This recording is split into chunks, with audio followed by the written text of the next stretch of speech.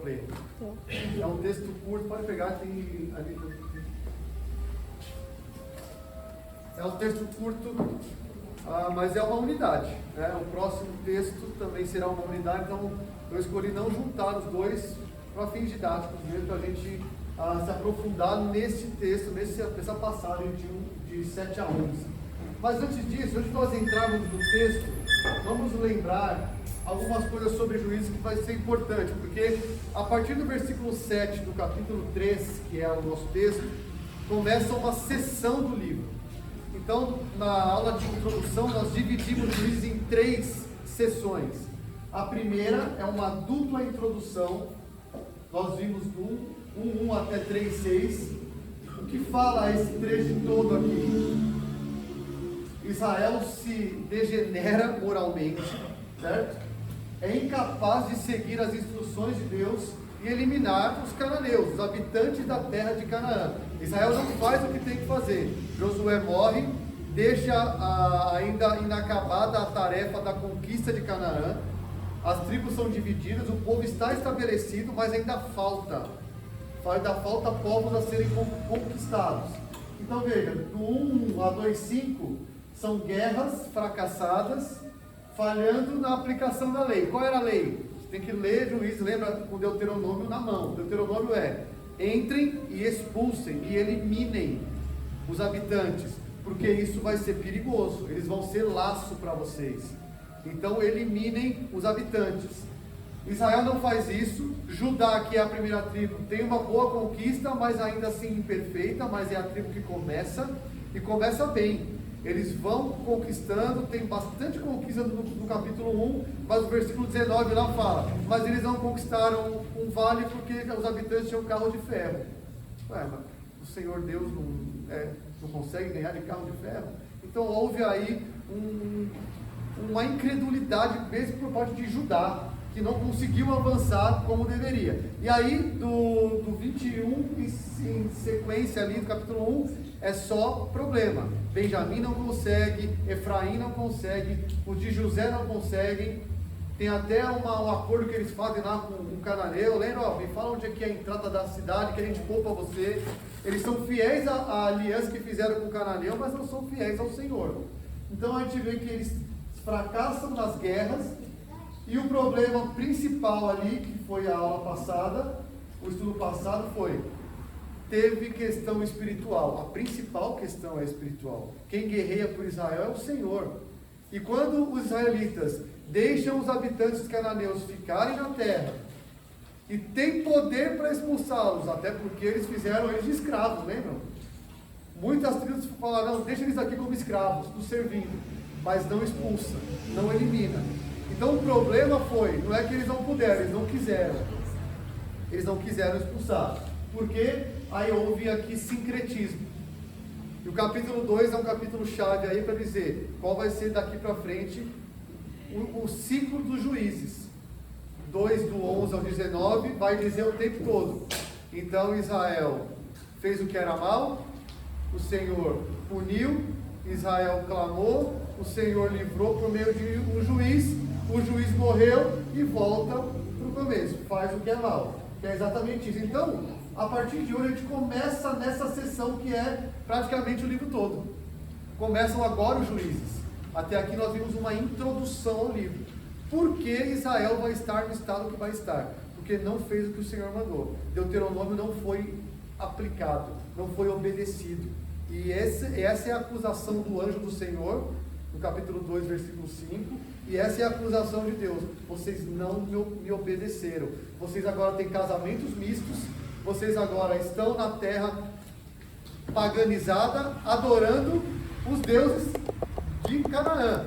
E vamos lembrar que quem eram os deuses? Baal e a sua esposa, Astarote. E a gente viu que não era assim uma adoraçãozinha, né? Vai lá e faz um sinal. Não. O que era adorar a Baal? Era pesado o negócio. O Salmo 106 nos diz: era entregar filhos para sacrifício, era derramar sangue de criança, era orgias sexuais para que os deuses, entre aspas, falsos, mas que eles incentivassem Baal e Astarote a também a se fertilizarem para mandarem chuvas. Essa era a adoração. E isso para Deus é adultério espiritual. Não é um simples dar uma adoradinha ali e depois é adultério. Trocaram o Senhor. Então aqui começa hoje um ciclo, tá bom? Que vai até o capítulo 16, versículo 31. Começa agora então o ciclo, tá bom? Então só para a gente lembrar. Vamos lá. Nosso texto é esse.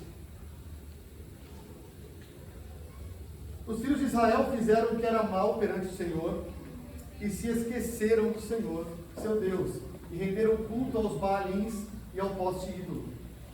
Então a ira do Senhor se acendeu contra Israel, e ele os entregou nas mãos de Cusã e Sataim, rei da Mesopotâmia. E os filhos de Israel serviram a Cusã e Sataim 8 anos.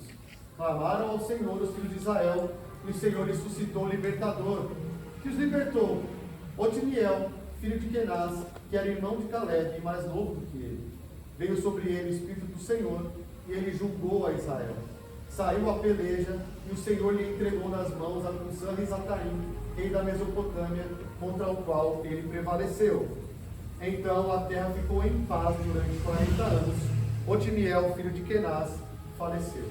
Este é o nosso texto. Vou frisar aqui. Agora vamos lá para os nossos aspectos. Esse som de trompete é o Adolfo está estudando o instrumento.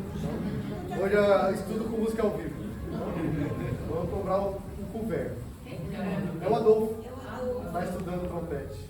Eu estou perdoado. Vamos lá. Bom, nessa longa introdução dupla que nós vimos, do 1 até o 3:6, a gente viu que Israel falha em expulsar os ídolos da terra, e Israel se sente confortável com a presença dos cananitas ali. Tanto é que os faz escravos. É interessante para Israel mantê-los. E no final do capítulo, ou no começo do capítulo 3, tem um agravo. Os filhos se dão em casamento de uns com os outros. Então, começa a juntar famílias, tá? E o ciclo começa do declínio. Agora a gente vai agora ladeira abaixo para o livro de Juízes. Então, essa nova sessão que nós estamos entrando agora é o corpo do livro, como eu disse, e vai apresentar 12 juízes e uma série de 7 grandes histórias que retratam o esquecimento do Senhor. Deixaram o Senhor, abandonaram o Senhor. E aí vem as opressões que Deus manda e vem a libertação com os juízes. Lembrando, juiz não tem a ver com o sentido de julgamento legal, judicial. Tem a ver com libertador. É essa a palavra. Salvador, libertador. É essa a ideia da palavra juízes desse livro. O primeiro grande ciclo agora, o primeiro juiz desse ciclo, apresenta um indivíduo que já foi apresentado antes. No capítulo 1 nós já conhecemos sobre Otiniel. Então vamos lembrar, Caleb, que é da tribo de Judá, vai conquistar uma cidade, veja isso, capítulo 1, versículos 11 a 15, que é Debir, ou Kiriat Sefer. E Caleb diz, quem derrotar essa cidade, quem conquistar, Juízes 1, quem conquistar essa cidade fica com minha filha Axa. E quem é esse? É Otiniel. Então ali no capítulo 1, ele não é um juiz. Otiniel é alguém da tribo de Judá, porque é da família de Caleb, é filho do irmão de Caleb, portanto é uma geração depois de Caleb, porque é filho do irmão. Ele conquista uma cidade.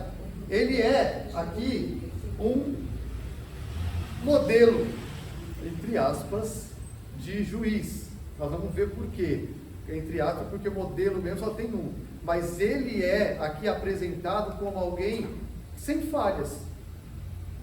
A gente vai ver uma falha dele já já, mas Otiniel é o primeiro a ser apresentado. E tem contrastes de Otiniel, que é o primeiro, com Sansão, que é o último. A gente vai olhando por cima de Juízes, a gente vai ver Sansão e Otiniel, o primeiro do Juízes e o último, tem algumas coisas que a gente pode fazer umas ligações. Primeiro, a geografia. Ambos estão mais ou menos na mesma geografia, no sul, em Judá, na região ali de Judá, da Filístia, os filisteus estão por ali. Vamos abrir aqui o mapa, que é sempre bom a gente lembrar. Aí.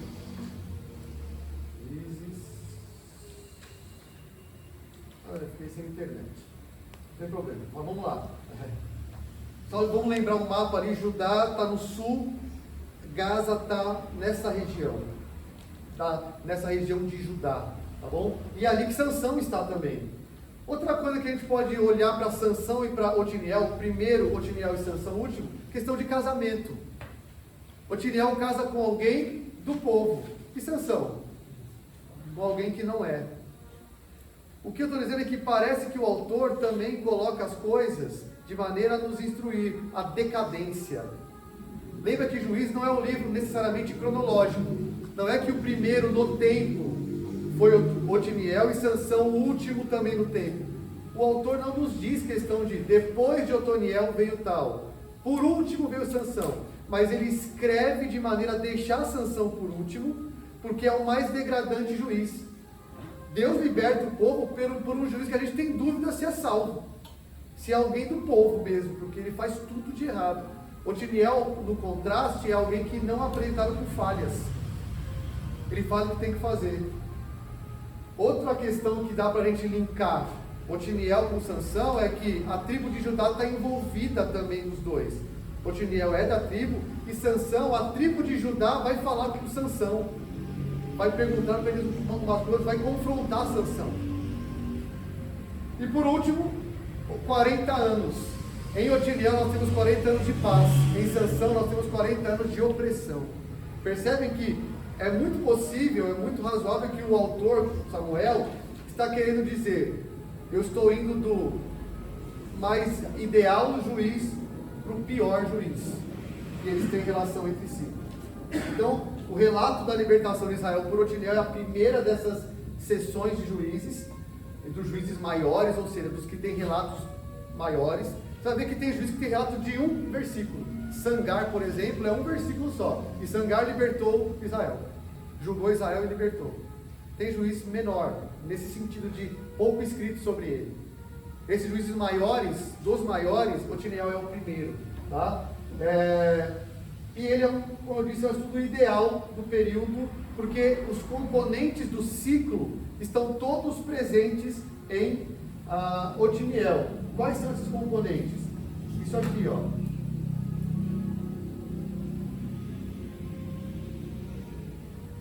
Isso aqui está presente todo em Otiniel.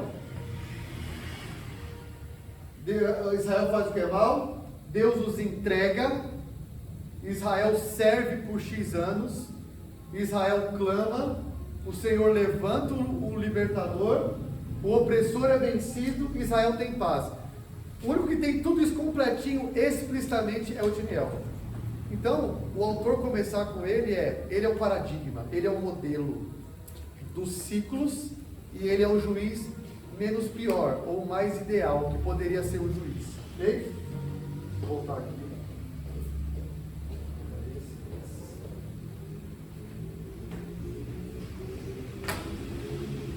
Vamos lá. Então, entrando no texto agora, versículo 7. Os filhos de Israel fizeram o que era mal perante o Senhor, e se esqueceram do Senhor seu Deus, e renderam culto aos Baalins e ao poste ídolo. Os filhos de Israel fizeram o que era mal aos olhos do Senhor, é um refrão.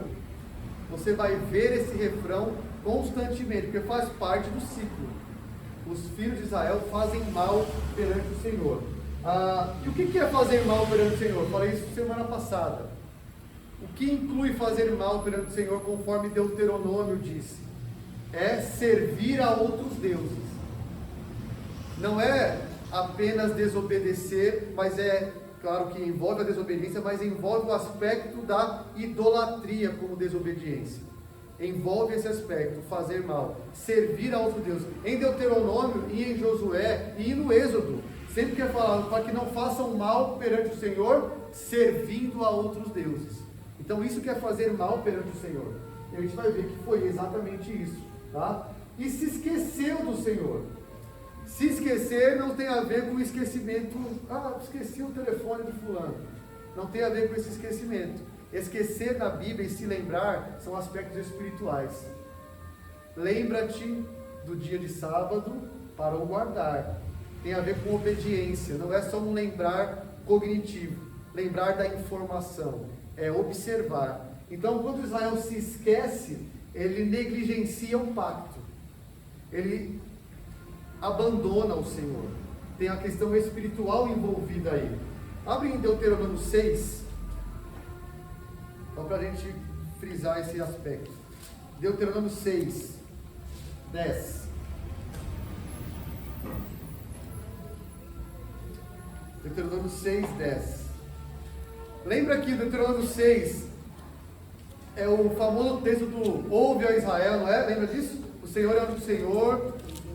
Você vai ensinar os seus filhos a guardarem a lei do Senhor nos umbrais da porta. Isso é Deuteronômio 6. A continuação de Deuteronômio 6, versículo 10 é: havendo-te, pois, o Senhor teu Deus introduzido na terra que sob juramento prometeu a teus pais Abraão, Isaque e Jacó, te daria grandes e boas cidades que tu não edificaste, e casas cheias de tudo que é bom, casas que não encheste, poços abertos que não abriste, vinhais e olivais que não plantaste, e quando comeres e te fartares, guarda-te, para que não te esqueças do Senhor, que te tirou da terra do Egito, da casa de servidão. O Senhor teu Deus temerás, a Ele servirás, pelo seu nome jurarás. Não seguirás outros deuses, nenhum dos deuses dos povos que houver à roda de ti, porque o Senhor teu Deus é zeloso no meio de ti, para que a ira do Senhor teu Deus não se acenda contra ti e te destrua de sobre a face da terra. Então perceba que a ordem é, para que você não esqueça, eu coloquei vocês na terra, vocês não plantaram nada, e vou dar uma terra que manda leite e mel, vocês não fizeram nada. O Senhor Deus está dando isso a vocês, libertou vocês do Egito. Não se esqueçam do Senhor teu Deus, para que não sirvam a outros deuses. Esse é Deuteronômio 6. E Deuteronômio 8, um pouquinho para frente, veja aí do versículo 10. 11. Deuteronômio 8, 11. Guarda-te, não te esqueças do Senhor. Olha aí, esquecer de novo teu Deus. Não cumprindo os seus mandamentos, os seus juízos, os seus estatutos que hoje te ordeno, para não acontecer que depois de terem comido e estiveres farto, depois de haveres edificado boas casas e morado nelas, depois de tal, depois de feito tanta coisa, seu coração se eleve e se esqueça do Senhor, que te tirou da terra. E olha lá o 19. Se te esquecerem do Senhor teu Deus e andarem após outros deuses e os servires e adorares, eu protesto hoje contra vocês, que vocês vão perecer. Então o Deuteronômio está dizendo, esquecer do Senhor é não obedecer e seguir outros deuses. O que o texto diz? Fizeram o que era mal e se esqueceram. É isso que o autor está dizendo para nós, com o Deuteronômio aberto. A gente tem que estar com o Deuteronômio aberto, tá? Então, embora eles soubessem quem era Deus, cognitivamente, na informação, sabiam com o intelecto, mas se esqueceram. Não quero obedecer, não quero servi-lo, tá? É um alerta para nós, né? Um alerta para todos nós isso. Saber é uma coisa, guardar os mandamentos é outra. Eu sei, muita gente sabe muita coisa sobre os 5 pontos do calvinismo, né? Muita gente sabe um monte de coisa sobre isso, mas não é sobre isso. O servir a Deus não é sobre isso, saber informações. Claro, envolve, mas não é somente sobre isso, tá? Então, eles se afastam do Senhor e é agravado por quê? Porque eles rendem culto aos Baalins. Ali, rendem culto é servir, eles serviram aos Baalins. E vamos lembrar aqui, Baal e Astarote, poste-ídolo é Astarote. Talvez em algumas versões tenha Astarote aí, tá? Baal é o Deus, é o Senhor, na língua canaanita lá, é o Senhor, é o dono, é o Deus que regula as tempestades. Eles serviram ao Senhor, serviram a Baal, e veja, aos Baalins. O plural aqui são as diversas variedades. Lembra que nós falamos? Nas diversas localidades tinham diversas variedades de Baal. Então eu mostrei semana passada aquela imagem. Tinha o Baal com a mão, touro com a mão estendida, que queimava a criança. Tinha o Baal que era menor, era um boneco quase. Tinham as variedades do Baal, e por isso que está no plural, Baalins. Eles serviram as variedades de Baal e ao poste ídolo, que é Astarote. No hebraico é Astarote. A variedade poste-ídolo está dentro Eu não entendi muito bem essa expressão poste-ídolo. O que é isso? Poste-ídolo. É uma coisa que fica no É um alto? pilar de madeira. Eu pesquisei isso aqui, eu escrevi aqui para não esquecer. É um poste, um pilar de madeira, que era como uma árvore sagrada, que representava a mulher de Baal, Astarote. E nesses postes, nessa madeira que ficava em bosques, era onde aconteciam as orgias. Eles iam para os bosques praticar as orgias, onde os postes ídolos estavam. Então, culturalmente é isso. Era uma estaca de madeira que era adorada nos bosques, onde as orgias aconteciam, para que, fazendo-se as orgias, incentivava-se lá em cima Baal e Astarote a se fertilizarem e mandarem a chuva. Então eram os deuses da agricultura, né? Para dar chuva em abundância e colheita em abundância. Então a adoração a esses deuses estrangeiros levou Israel a esquecermos do Senhor. Nós vamos adorar a esses deuses. Então, versículo 8. Então veja, o primeiro ponto do ciclo está dito: fizeram o que era mal e serviram. Gente, não diminuam esse serviram. É assim: mataram crianças para entregar a Baal, faziam prostituição nos bosques em frente, se misturavam com as sacerdotisas de Canaã. Você imagina o nível da degradação? É isso que está falando. Não é só serviram alguma. É feio o negócio. É feio o negócio. 8. Então a ira do Senhor se acendeu contra Israel, e ele os entregou nas mãos de Cusã-Risataim, rei da Mesopotâmia. Os filhos de Israel serviram a Cusã-Risataim 8 anos. Então o versículo anterior focou no que Israel fez. Agora é o que o Senhor vai fazer. Daqui para frente é o que o Senhor vai fazer o tempo todo. A gente vai ver que o herói não é Otiniel. Vai ver que o herói é o Senhor de Otiniel. Tá? E como Moisés tinha advertido, nós lemos em Deuteronômio 6, não façam isso para que a ira do Senhor não se acenda. Isso está em Deuteronômio. Já estava dito: vai acender a ira do Senhor contra vocês, se vocês abandonarem, se esquecerem do Senhor e servirem a outros deuses. Então vem, quem entregou? Quem é o autor da entrega? Deus entrega. Isso lembra Romanos 1. Vocês querem? É assim que vocês vão viver, então eu vou entregar. E aqui tem a palavra no hebraico, tem a ideia de vender. Eu vendo vocês. Eu estou entregando vocês como um negócio. Eu estou vendendo vocês nas mãos desse rei aí, Cusã-Risataim. Esse nome significa duplamente malvado. Esse final im aí é plural, é duplo, é malvado duplamente. É duplamente perverso, dupla iniquidade. O nome dele dá a ideia de alguém cruelíssimo, alguém que é muito cruel. Tá? E curioso que essa região da Mesopotâmia, eu perdi a internet, deixa eu ver se eu trouxe um mapa para mostrar, é uma região muito distante de Israel. Essa região da Mesopotâmia é entre os rios Tigre e Eufrates, é a região de onde Abraão saiu. É o povo opressor que vem de mais longe. E parece que o autor está começando, olha só, o autor começa com um povo que vem de longe. E como é que termina Juízes? É briga de dentro. Mais uma vez parece que o autor está dizendo: há uma degradação cada vez pior. O primeiro juiz liberta o povo de um povo muito distante da Mesopotâmia, onde hoje é o Iraque, entre os rios Eufrates. O último juiz, e aí depois de Sansão, a briga é interna. É Benjamim contra Judá, é o povo contra o povo. Não entrou aqui, mas tudo bem. Vamos lá. Então essa região é distante demais de Israel.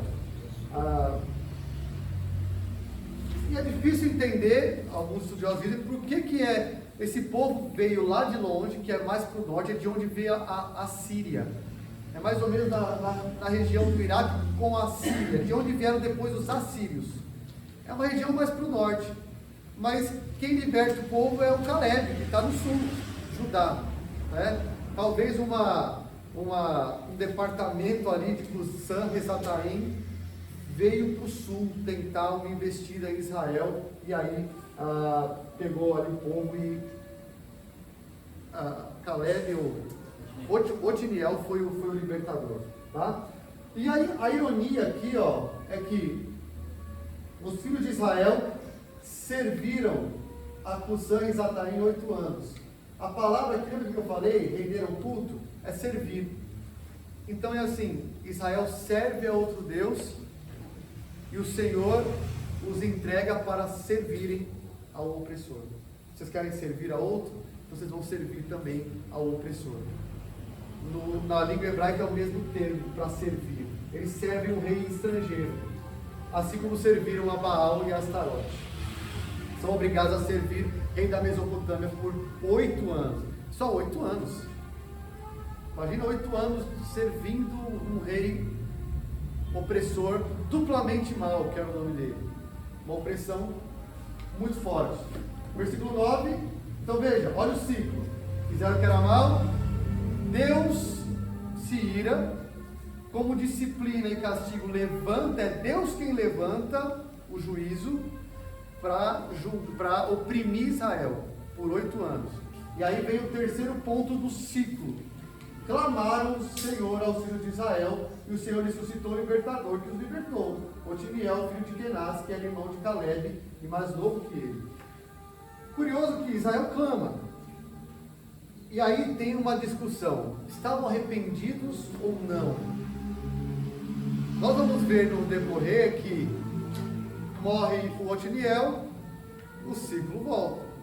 Então, não nos parece um clamor de arrependimento, mas um clamor de ajuda, um clamor de um grito de dor.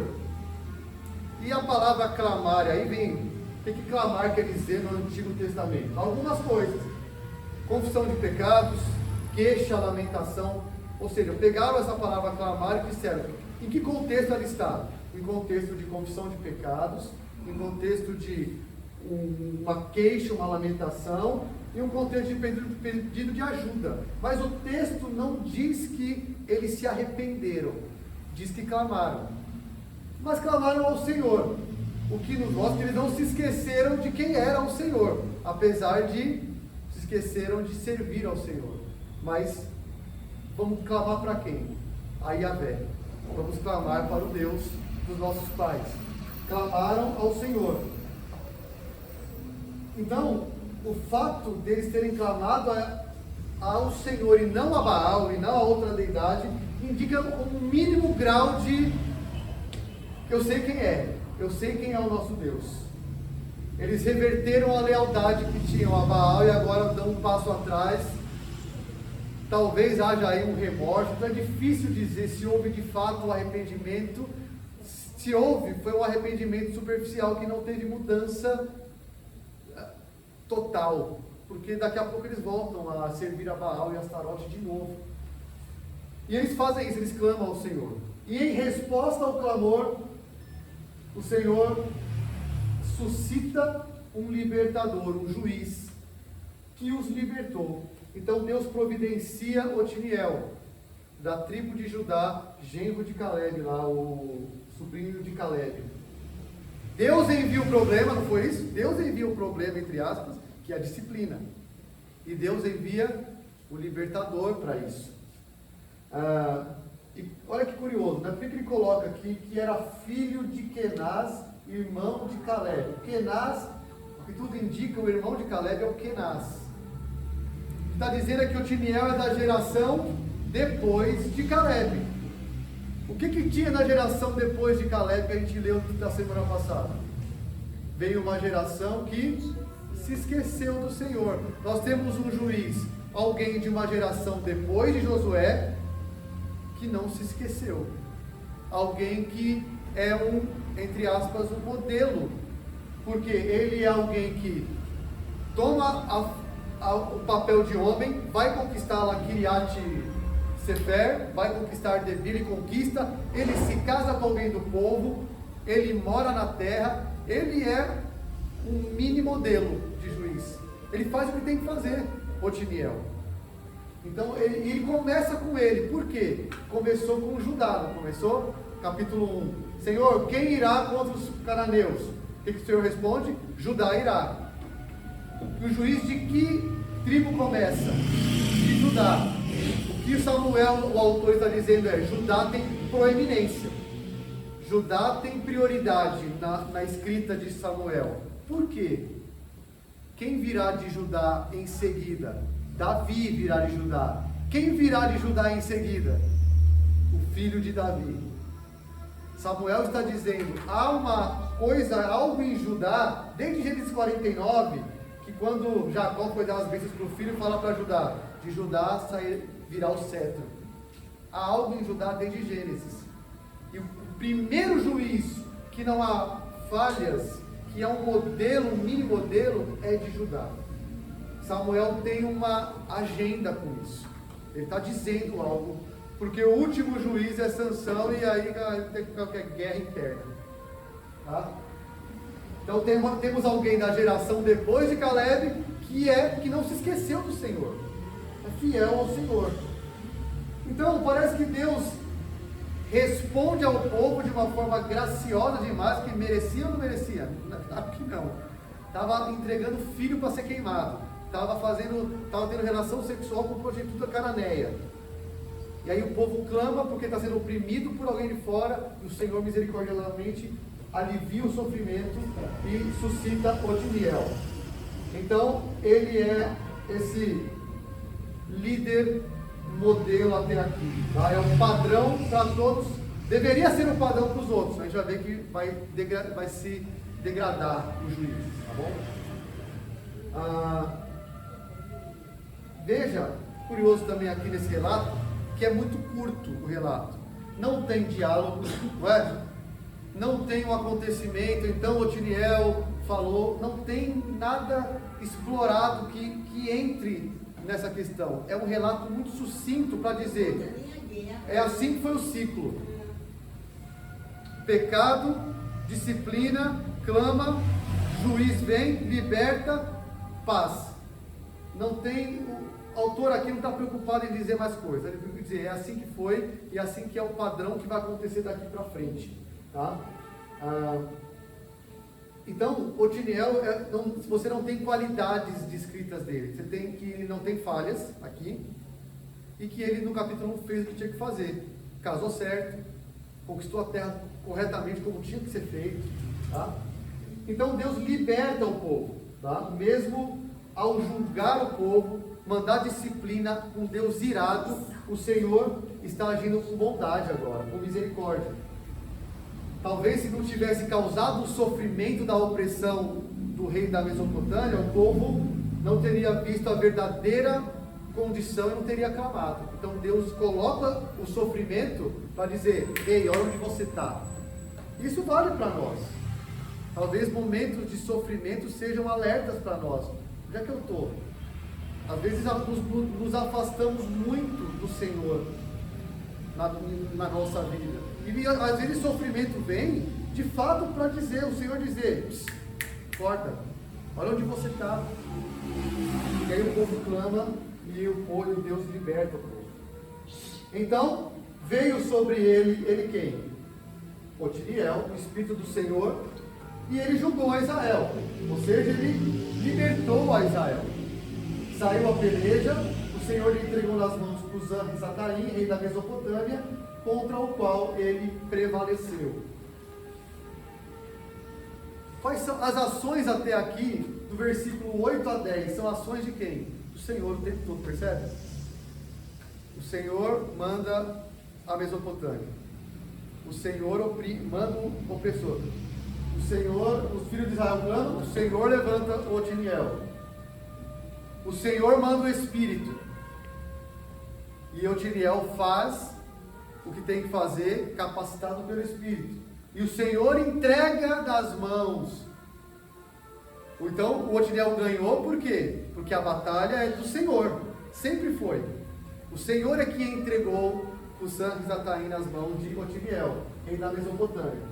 Então o Espírito do Senhor capacita Otiniel para a liderança militar e essa liderança libertadora, e o Senhor entrega nas mãos dele. Então, só para comentar essa questão do Espírito do Senhor, que vai aparecer algumas vezes, vai aparecer em Jefté, em Gideão e em Sansão, que o Espírito do Senhor vai sobre o juiz. No Antigo Testamento, especialmente em Juízes, o Espírito do Senhor é retratado aqui como a presença do Senhor de uma forma capacitadora para uma tarefa específica. Capacitadora para que alguém faça algo especificamente em prol do povo. Quando Davi ora lá no Salmo 51 e fala, não me retires o teu Espírito, foi porque ele foi ungido rei, e sobre ele foi o Espírito do Senhor para capacitá-lo para reinar. Não que ele perderia a salvação.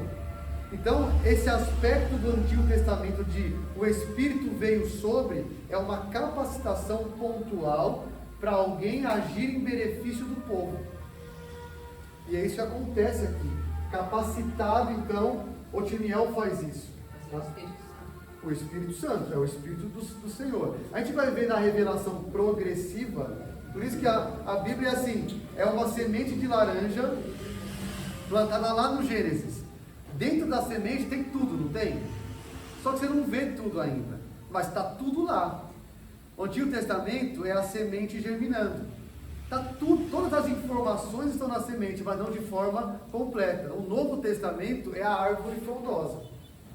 É mais ou menos isso, a gente olhar para Espírito do Senhor capacitando alguém, aí daqui a pouco você vê, peraí, tá, capacitou juízes, capacitou reis. Quem foi que o Espírito do Senhor está sobre mim e me ungiu para? Quem falou isso? Jesus, citando Isaías, que ele disse que Isaías escreveu isso e o Messias disse, o Espírito do Senhor me ungiu para uma tarefa. Olha como a semente já está aqui, mas Jesus é a árvore frondosa da semente. Jesus é o ungido do Espírito Santo para realizar uma tarefa de libertar o seu povo. Olha como Otiniel é um tipo de Cristo. O Espírito do Senhor veio sobre ele para ele exercer a função de libertar o povo. Opa, alguém já foi ungido pelo Espírito para fazer isso. Muito superior a Otiniel. Então essa ideia geral de unção do Espírito, desde o Antigo Testamento até o Novo. Olha só, no Novo Testamento, em Atos 1:8, Jesus fala assim, vocês vão receber poder quando vier sobre vocês quem? O Espírito Santo veio sobre a igreja de uma forma mais completa e mais superior do que vinha, porque agora ele habita para nos capacitar para sermos testemunhas. Percebe que a semente estava lá. Aqui é maior a coisa. O Espírito habita para nos capacitar a falar do Senhor, a testemunhar de Cristo. O Espírito do Senhor. A função continua. Então, Otiniel, é rápida, veja que não tem, como eu falei, não tem muito contorno isso. O Espírito veio, o Senhor entregou, ele venceu e acabou. E ele prevaleceu. Então a ação do Senhor é primária o tempo todo aqui. Quando o Espírito capacitou, ele agiu em nome do Senhor. E uma coisa interessante no livro de Juízes especificamente é, quando alguém tem o Espírito do Senhor, essa pessoa consegue arregimentar o povo para a guerra. Quem que arregimentava o povo para a guerra em Êxodo, em Números? Era o Senhor que mandava o povo se reunir. Então, quando aqui o Espírito capacita, há uma questão também de um poderio militar, que o povo entende que é o Senhor que está nos chamando, por meio de Otiniel. Há uma questão de chamar o povo para a guerra. Era o Senhor que fazia isso, agora um homem, um ser humano faz isso, capacitado pelo Espírito do Senhor. E então, o último versículo, a terra ficou em paz. Deixa eu descer aqui.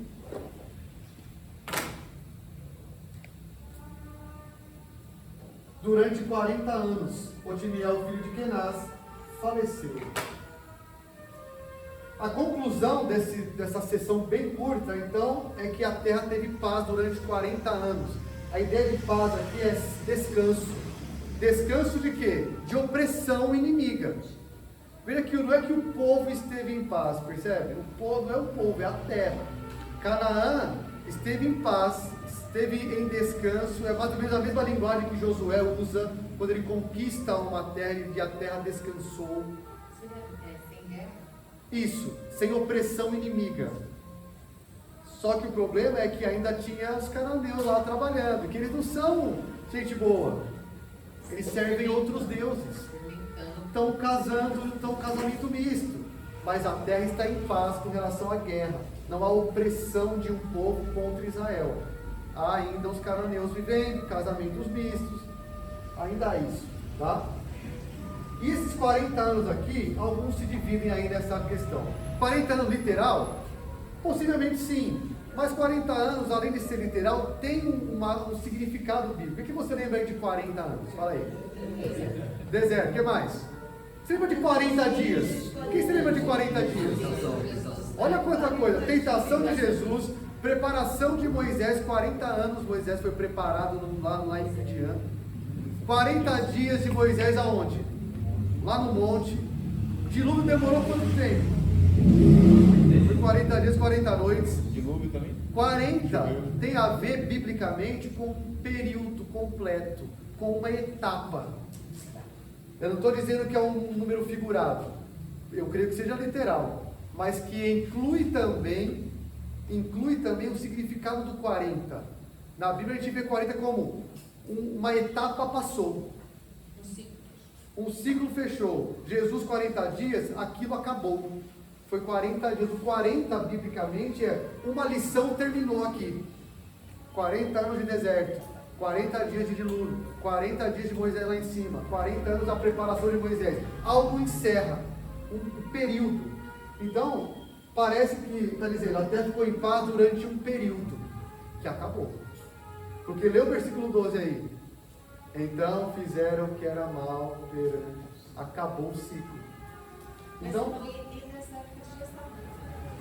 já estavam, mas veja, teve paz. Quando o juiz julga, está também dentro desse julgamento, dessa libertação, como nós vimos no capítulo 1, uma questão de chamar o povo de volta à lei. Mas ele não consegue fazer perfeitamente isso. E daqui a pouco vai fazer de novo o povo. A conclusão, então, é que o episódio termina com paz, só que termina com a morte de alguém. Otiniel, filho de Kenaz, morreu. A paz acontece, mas não pode durar. Otiniel, então, apesar de ser tratado sem falhas aqui, não tem julgamento moral dele que ele errou em algo. Pecador, é claro. Mas o que no texto diz? Puxa, Otiniel era limitado. Ele morre. Ele é o primeiro juiz, ele sintetiza o papel do juiz ideal, que deveria ser todos eles, representa a tribo ideal, a tribo de Judá, que foi escolhida para sair primeiro, para liderar primeiro, só que Otiniel é temporário. Assim como os ciclos foram, os outros juízes também foram. E aqui, lendo um pouco, estudando sobre isso, o Tim Keller tem um comentário sobre juízes, e ele fala uma coisa muito boa, olha só. Para a restauração permanente e paz sem fim do povo, o povo precisa de um líder que não morra. Fez a ligação? O povo precisa de um líder que não morre, porque morreu. O juiz que seria ideal tem uma falha nele, que é o salário do pecado é a morte. Ele é um humano, ele não é perfeito. Precisamos de um juiz que não morra. Então, o versículo 11 aqui aponta o problema de todo líder humano da igreja, de todo líder humano, que embora seja capacitado pelo Espírito, embora seja instrumento de Deus para avivamento, e nós temos na história da igreja avivamentos de homens que foram canais de Deus para o avivamento, mas são temporários. Mas isso nos aponta para um que disse: eu sou o que estava morto e vivo. Isso nos aponta para o libertador ideal. Olha como Juízes é o Evangelho, aponta para Cristo. Olha como Otiniel não pode ser o herói moral da nossa história. Quem é o herói dessa história? O Senhor. É o Senhor que é o herói aqui. Não tem lição de moral, pô, seja como Otiniel. Quem nós somos aqui? Nós somos Israel. Israel é você que fala que Senhor me perdoa, daqui a pouco está fazendo a mesma coisa amanhã. Você é Israel. No mesmo dia. Você daqui a pouco vem disciplina sobre você e você percebe a mão do Senhor pesando. Puxa vida, Senhor me perdoa. Você é Israel, você não é Otiniel. Otiniel aponta para Cristo. Fala, João. Uma leitura rasa e alegórica, o Otiniel seria Jesus. Uma leitura rasa, mas o certo é essa interpretação. Que o Otiniel ele é um ser humano que morre, um pecador, né? Que aponta para alguém superior. Otiniel, ele é um tipo de, ele aponta para precisamos de alguém que não morra. Otiniel não conseguiu fazer o que tinha que fazer, até porque quando ele morre o povo volta a cair em desobediência. Eu falo assim porque de onde eu vim a gente fazia muitas alegorias e principalmente no Antigo Testamento, né? A gente achava esse que significa isso, aquele significa Espírito Santo, né? E assim por diante. E, na verdade, aponta o Evangelho mesmo para Cristo, né? Assim, não é de todo ruim você dizer, Otiniel é como Cristo, como você, é Cristo. Seria pior dizer, você tem que ser como Otiniel. Isso é pior. Porque aí fala, cara, tem que conquistar em nome de Jesus. Aí vem, conquista, sai e conquista. Aí vem as glória a Deus, aí todo mundo se anima, né? Porque eu vou conquistar, porque eu sou capacitado pelo Espírito Santo. Peraí. A ideia aqui é, sim, o Espírito Santo nos capacitou. Mas quem é o herói de tudo isso? É o Senhor. É o juiz perfeito que nos libertou para sempre da condenação, da opressão do pecado. Daqui a pouco vem o próximo, vai oprimir Israel. Nós nunca mais seremos oprimidos pelo pecado, porque o pecado já não tem domínio sobre nós que estamos em Cristo.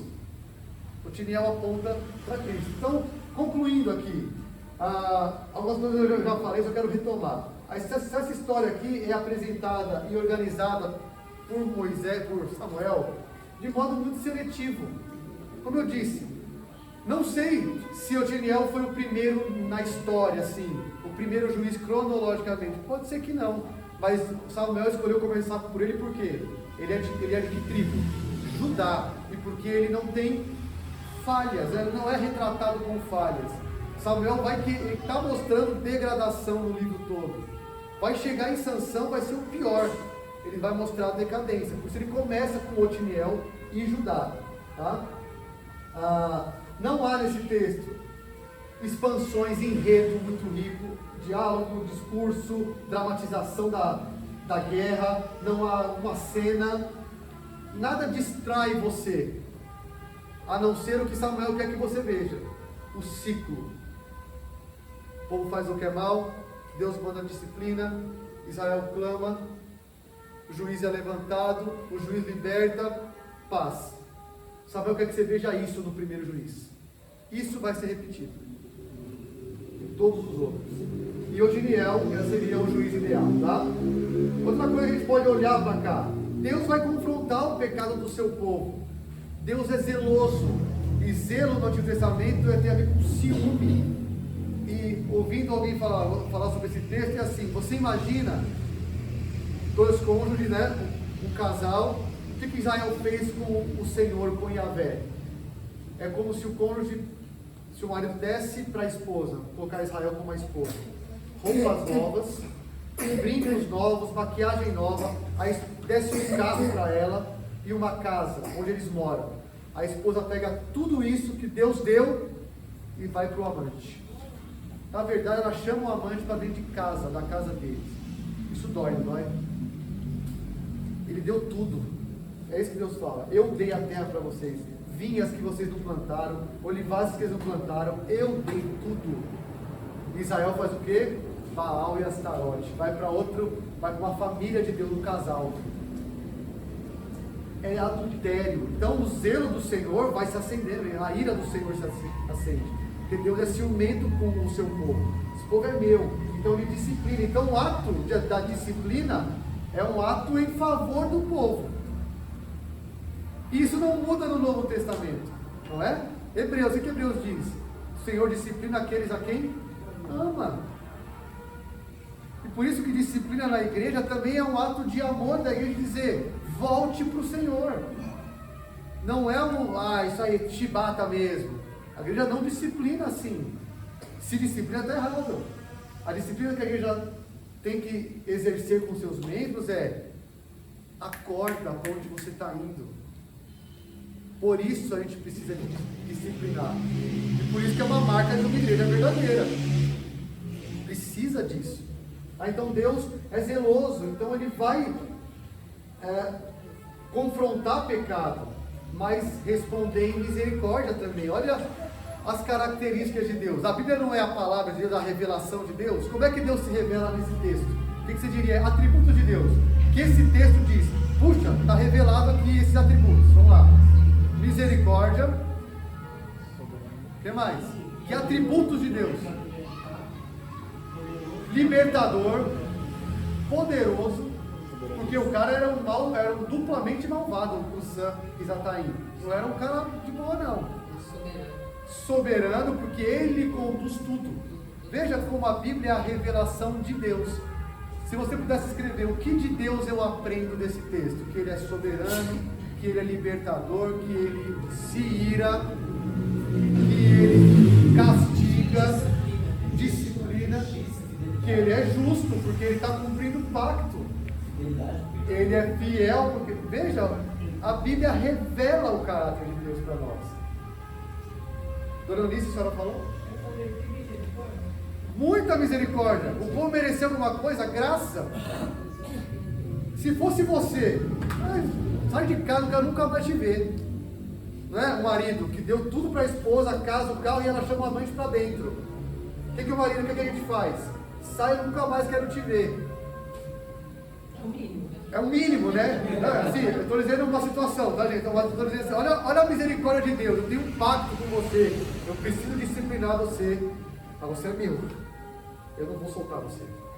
Eu tenho meu zelo com você, arde a ponto de eu disciplinar você. Quando você fala, tá doendo, para. Eu vou lá e liberto. Ele está apanhando do amante. E está apanhando do amante. E o amante exigiu o sacrifício do filho dela. Veja, Israel é pecado muito feio. E o Senhor ainda suscita o juiz porque Ele é fiel.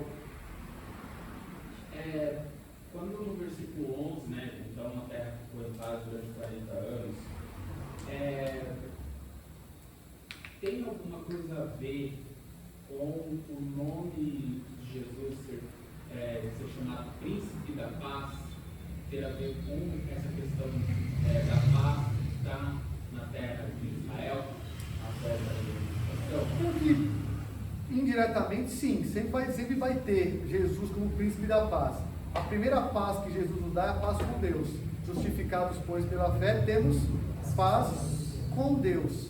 Aqui era importante que Israel tivesse paz na terra, porque é daí que vem o Messias. Israel precisava estar ali. Israel, o povo não podia morrer. Tanto é quando o povo sai para o exílio e tem uma quase morte lá em Esther, que Amã quer matar. Não deixa, o judeu tem que estar vivo, porque vem uma promessa deles. Então a paz é importante para que venha aquele que vai instaurar a paz, especialmente espiritual. Mas Jesus, por exemplo, em Mateus 10 diz: eu não vim para trazer a paz, eu vim para trazer a espada. Não é? Porque nesse sentido Jesus vai dividir famílias. E a gente vê lá no Oriente Médio, pais matando o filho porque o filho se converte. Ele não veio para trazer a paz nesse sentido. Tudo vai ficar bem, gente. Vem para a igreja que acabou o problema. Na tua casa, na tua família. Ao contrário, em muitas famílias Jesus traz a espada mesmo. E Ele disse: eu não vim para trazer paz. Mas Ele traz a paz com Deus. Justificação. Que é isso. Nós não somos condenados mais. Não somos mais inimigos de Deus. Mas aqui tem uma questão específica para a terra. Um propósito para a terra de Canaã, terra prometida, de onde o povo tinha que estar mesmo, não poderia morrer, tá? Então, graça, soberania, justiça, atributos de Deus que esse texto nos dá. Deus envia o problema, Deus envia o libertador, Deus envia tudo, tá? Curioso, quantas vezes o Senhor aparece no texto? 7 vezes. 7 na Bíblia também tem significado, completude. Otiniel não é o herói. O Senhor é o herói. O texto está dizendo, é o Senhor que faz tudo. Tá? A libertação é dada com base em quem Deus é, dos planos dele, a fidelidade. Ok. Esse é o nosso texto. Vamos para a estrutura e para o final. Vamos lá. A estrutura está fácil hoje, hein, gente? Não é? Cada versículo você pode estruturá-lo muito facilmente. Olha só. Vê se não é isso, ó. Porque a estrutura é o ciclo que você vai ver no livro todo. Versículo 7, o pecado, né? O afastamento, a apostasia. É o versículo 7 todo. Versículo 8, disciplina. Deus levanta o opressor da Mesopotâmia. Versículo 9, Israel clama. E o Senhor responde favoravelmente. Versículo 10, um instrumento do Senhor para libertar. Ele escolhe um instrumento humano para libertar o povo. E por último, a condição de Israel após a libertação, 40 anos de paz. Esse é o nosso texto, essa é a estrutura do texto. Vamos lá responder as perguntas finais. Samuel, sobre o que você está escrevendo agora aí, o que ele responderia para nós? Sobre o que ele está falando? Estou falando agora, Guilherme, sobre a... Como, legal. Olha aí. Ela começou muito bem. Como Deus, isso é importante. E não como Otiniel. Porque a nossa tendência é como Otiniel libertou. Foi Otiniel? Foi, ele foi um instrumento. Mas tem 7 vezes o Senhor no texto.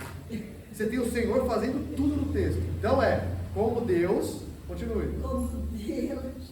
Eu estou escrevendo aqui, ó, como Deus. Escrever, não. O Samuel está respondendo para mim. Tá. Estou Como escrevendo. Deus castigou o seu povo e. Deixa eu ver. Depois do seu clamor, ele mandou um Salvador. Tá, você descreveu o livro dos Juízes. Mas assim, essa passagem tem alguém específico contra alguém específico. Aí eu perguntaria, então é de Sansão? Não.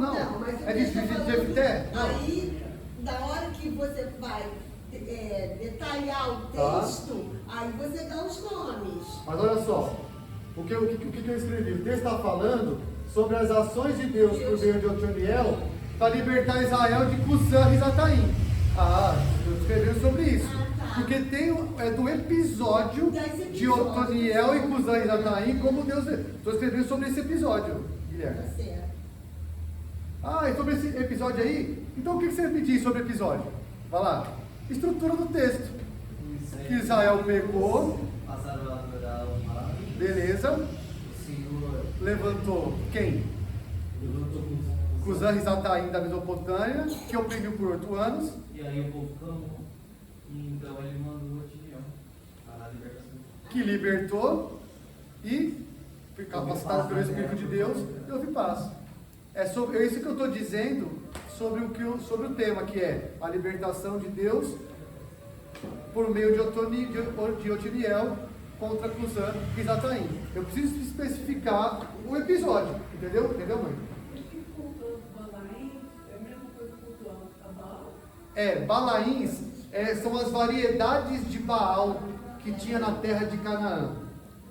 O povo serviu a essas variedades, tipo Nossa Senhora de Fátima, Nossa Senhora Aparecida, Nossa Senhora Guadalupe, as variedades de ídolos.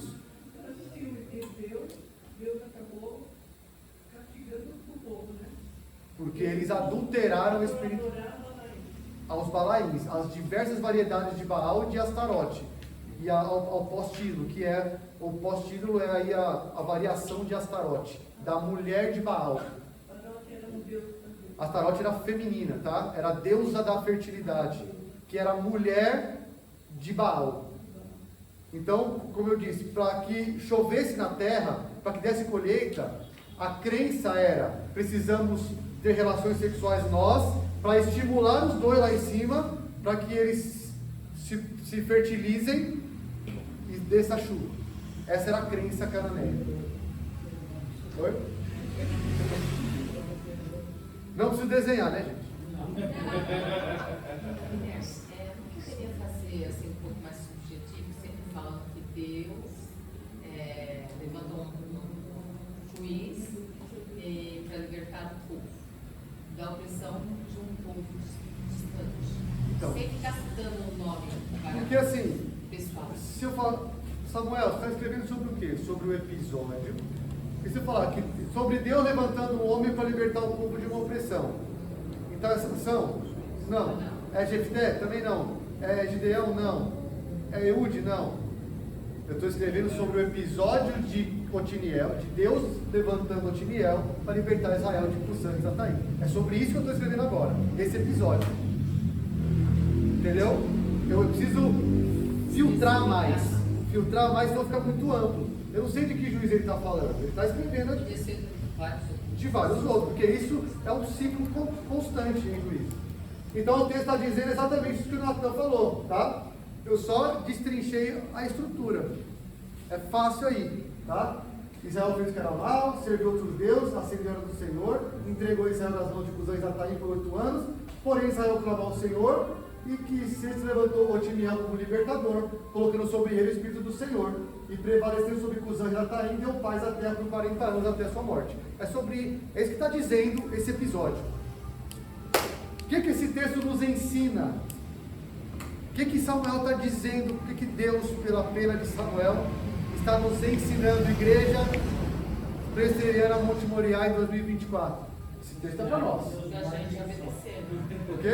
Cuidado que Deus morde e Agora em termos coloquiais, vamos lá.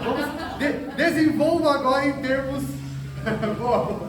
Você tem que guardar os mandamentos do Senhor e o adorar, né? E não se desviar do seu coração para outros deuses, né? Outras distrações, porque o nosso Deus pode ser a gente mesmo, né? Hoje em dia. O que eu penso, o que eu quero. Então você tem que estar focado no que Deus quer, né? Não no que eu quero. Tá. Os mandamentos de Deus. Obediência, ok, está aí. Agora você percebeu que tudo que você falou foi assim, está certo, como aplicação, tudo isso.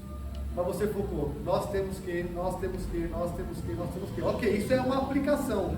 Agora, o que o texto está ensinando para a gente? Tem 7 vezes Yahvé no texto. Tem só ação de Yahvé no texto. O que o Samuel está ensinando para a gente ao escrever isso? O que você disse que está certo são aplicações de vamos obedecer, gente. Agora, há um ensino geral que eu entendo que me dá, claro, porta para essas aplicações. São todas sérias. Obedecer, não servir a nós mesmos. Porque quando alguém esquece a Deus, ela vai se lembrar de outro Deus. Principalmente você, porque devia ser muito, vamos lá, ter relação sexual. É isso que eu quero, vamos lá. Serviu a si mesmo. Servindo ao Baal. Mas vamos lá, vamos trabalhar. Teria mais de um ensino central, por exemplo, posso colocar aqui como Deus é misericordioso, como Deus é libertador. Eu acho que a gente pode juntar isso e fazer um Eu acho ensino. que mesmo quando a gente se afasta, ainda pode voltar. Olha só, estamos chegando. Porque A gente pensa ainda pode na voltar. história Quando toda, a o que gente aconteceu. entrar e pode voltar. Perseverança dos santos entra em. Nós temos um Deus zeloso. Ele é um Deus que disciplina a gente. Como Boa. vocês têm, mas por amor. É a mensagem boa. Mesmo pecando, ele disciplina com seu amor. Olha aí, nós temos ensino. Mesmo o povo pecando, o Senhor nos disciplina por seu amor. E terminou aí? Nos liberta, porque o texto traz um libertador. Então, o que eu entendo ser o ensino é: Deus disciplina seu povo quando este se entrega ao pecado, se afasta dele. Porém, por sua graça e misericórdia, Deus usa instrumentos para libertar e restaurar seu povo. Perseverança dos santos. Isso é uma verdade bíblica, atemporal. Sempre que a gente for ver essa parte qual a verdade bíblica atemporal você aprende desse texto? Que Deus disciplina quando o povo se afasta dele, mas por misericórdia e graça, ele usa instrumento para libertar quando tem clamor por auxílio. Então, qual é a aplicação, Raquel? Pessoal, não nos afastemos do Senhor, Ele vai disciplinar, mas se você está nessa situação, nunca é tarde para clamar por ajuda. Porque nós temos um advogado, aí Cristo. Porque eu não vou clamar para Otiniel, ele morreu. Porque eu tenho um advogado junto ao Pai que é por mim. Olha que ensino cristocêntrico, completamente cristocêntrico. Eu sempre falo para as pessoas quando ela faz alguma coisa assim errada e a pessoa fala, e agora, o que eu faço? Eu sempre falo, você tem que se arrepender e pedir ajuda para Deus, é o único que vai poder te ajudar. Mas eu sempre acho que tem que ter um arrependimento. E hoje ali você fala que pode ser que eles nem tenham se arrependido e clamaram ao Senhor, e o Senhor ainda ouviu. Pode ser. Veja, o texto não nos diz explicitamente, o povo se arrependeu. O clamor é, no mínimo, uma questão de, opa, precisamos de ajuda. Há uma percepção do povo de, tem problemas, nós estamos sendo oprimidos, está difícil para nós, vamos clamar ao Senhor. Na conversão, claro que precisa ter arrependimento. Você está falando com um incrédulo? Arrependimento é parte de conversão. As pessoas que vêm arrependimento são pessoas que realmente casaram, tiveram relação com a pessoa, e agora que eu faço, fiz besteira. Depende. Eu acho que é o único caminho é se arrepender e pedir perdão. Isso. Aí não dá pra só pedir ajuda. Acho que tem que se arrepender. Na minha cabeça não cabe se não tiver o arrependimento. As evidências de um arrependimento seria uma mudança completa. Quantas vezes você clama ao Senhor por auxílio e de fato não se arrependeu? Não mudou mesmo? Nós fazemos isso. Muito isso, mas eu acho que no fundo a gente se arrepende. Só que a gente não aprendeu a procurar caminhos certos para te desviar daquele pecado. Por exemplo, o Jó está namorando. Tem problema com a namorada de relação sexual ou desejo. Tá. Então não sabe lidar com aquilo. Ele não sabe, ele não quer. Não sabe, às vezes. Porque ele sabe o que é para fazer. Não Como sabe ele queria. como sair daquele pecado. Termina e volta. Termina e volta. Então. Aquela coisa. Mas aí até uma hora que ele fala, poxa vida, é assim, vai ser assim, agora aprendi, não vai cair nesse lado. E aí ele passa aquela onda. Pecado. Tá. E tem outro pecado, tudo bem.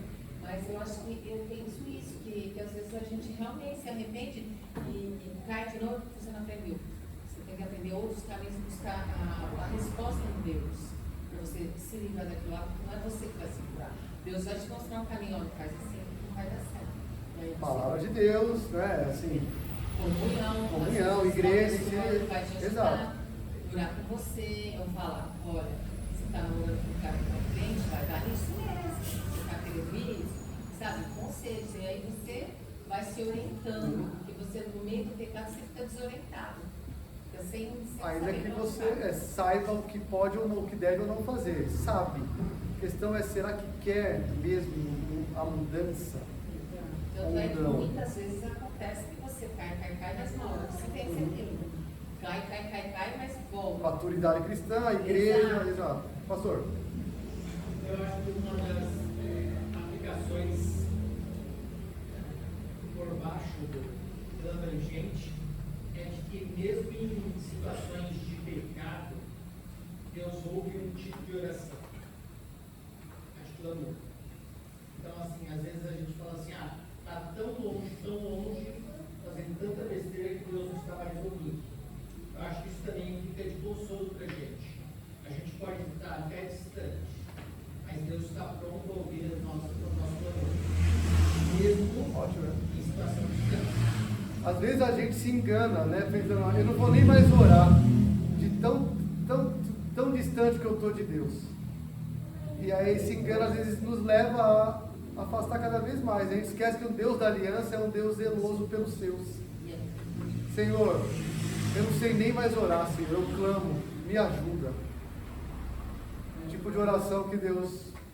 Ezequiel, mas hoje eu falei com uma católica, né? A gente também andou lá na João falou para mim, mas Deus é um só. Eu falei assim, você sabe que Deus é um só. Por que você adora outros? Aí ela falou assim, eu não sei. Eu falei, então, porque você está errada. Você não está lendo a Bíblia, você está servindo a padres e a igreja errada. Procura um caminho, porque vocês acreditam que todos os caminhos levam a Deus. E não existe todos os caminhos que levam a Deus. Existem todos os caminhos que levam ao pecado, a pecar e a se destruir. Mas que leva a Deus só tem um. Ah, ficou quieta, ela não falou mais nada. Agora, se ela vai pensar sobre isso depois, eu não sei. Ore por ela, porque o Espírito Santo incomoda. Com certeza. Não, ela só ficou assim.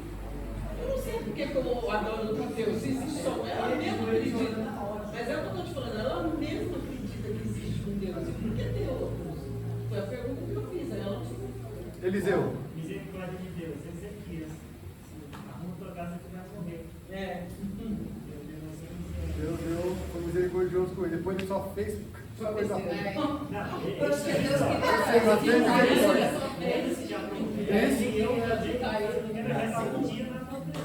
de Deus. Isso. Tem uma aplicação em relação ao Otiniel, porque ele fala que ele é ideal, né? Nesse sentido, o que eu entendo e que estudando eu vi, Otiniel seria o juiz modelo, que faz o que tem que fazer.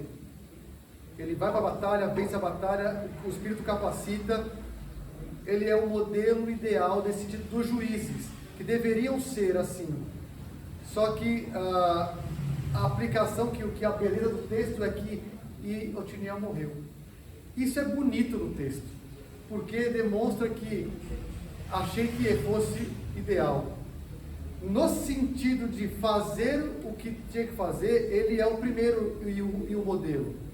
Nesse sentido. Também para o povo, para eles não se apegarem a líderes humanos, que na verdade são instrumentos. Excelente, porque a gente não pode se apegar a líderes humanos, porque são passageiros. Otiniel é o melhor exemplo disso. Por melhor que seja o líder humano, vai morrer. É pecador, ele vai morrer. Ainda que não tenha nenhuma falha dele relatada aqui. Em nenhum momento teve, nem no capítulo 1. Ele morreu. Sempre estiveram. O povo não poderia pensar em próprio seu. Ou não, eu creio que não. Nessa circunstância aqui, o povo estava muito afastado.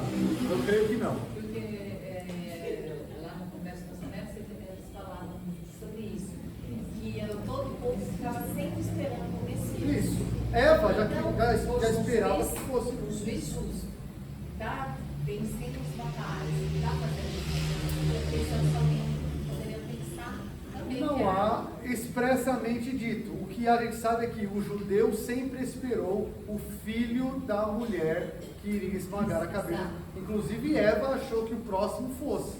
A mulher sempre, tanto que não ter filho homem para a mulher era ruim. Tanto que as mulheres queriam filhos. Um dos motivos era o Messias virá por concepção de uma mulher. Só que o texto não nos diz, esperavam os filhos de Israel pelo Messias, não nos diz. Está implícito de modo mais abrangente. Tá?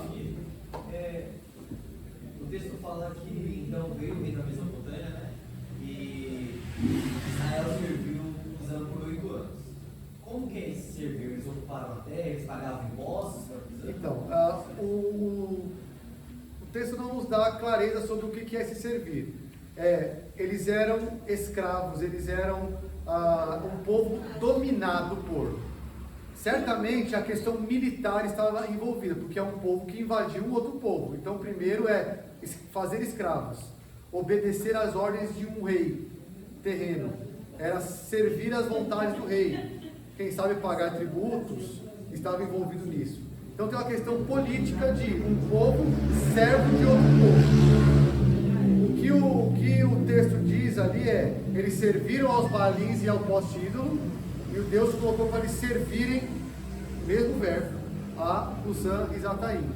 Então é uma opressão política, militar, em que o povo de Israel agora era guiado, era liderado, tinha como chefe, tinha como superior a eles, alguém a quem eles prestavam reverência, alguém que mandava neles, de diversos motivos que alguém que conquista uma terra manda.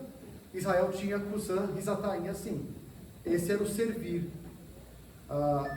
E claro, continuava ali com suas adorações religiosas, mas há um serviço político, um povo dominando o outro. Vocês são meus escravos, façam o que eu mando. O povo serviu a ele. É que essa palavra ela é usada em contexto de escravidão também. Isso, escravidão. Tá? É isso, primeiro juiz, ticado, primeiro juiz dos 12, passamos pelo primeiro. O próximo é Eude, o canhoto. O que tem a ver? Você vai ver. É legal. O próximo juiz é canhoto, viu? É sério. O próximo juiz é canhoto. Tem esse detalhe no texto. Vai ser. Vamos orar, vamos ficar em pé, vamos terminar.